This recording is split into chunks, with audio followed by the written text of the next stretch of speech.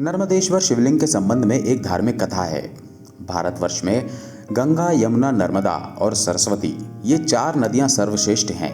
इनमें भी इस भूमंडल पर गंगा की समता करने वाली कोई नदी नहीं है। प्राचीन काल में नर्मदा नदी ने बहुत वर्षों तक तपस्या करके ब्रह्मा जी को प्रसन्न किया। प्रसन्न होकर ब्रह्मा जी ने वर मांगने को कहा।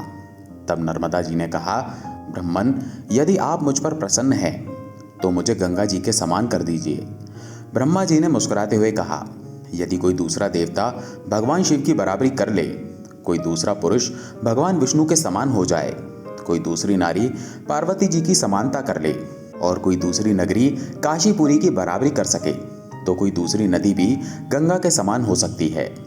ब्रह्मा जी की बात सुनकर नर्मदा उनके वरदान का त्याग करके काशी चली गई और वहां पिलपिला तीर्थ में शिवलिंग की स्थापना करके तप करने लगी।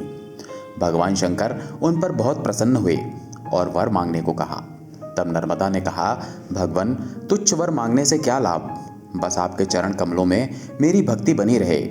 नर्मदा की बात सुनकर भगवान शंकर बहुत प्रसन्न हो गए और बोले, नर्मदे, तुम्हारे तट पर जितने भी प्रस्तर खंड हैं वे सब मेरे वर से शिवलिंग रूप हो जाएंगे। गंगा में स्नान करने पर शीघ्र ही पाप का नाश होता है।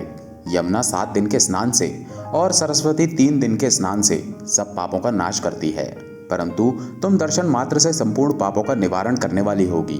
तुमने जो नर्मदेश्वर शिवलिंग की स्थापना की है वो पुण्य और मोक्ष देने वाला होगा।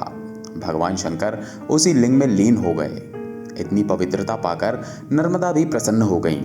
इसलिए कहा जाता है, नर्मदा का हर कंकर है शंकर।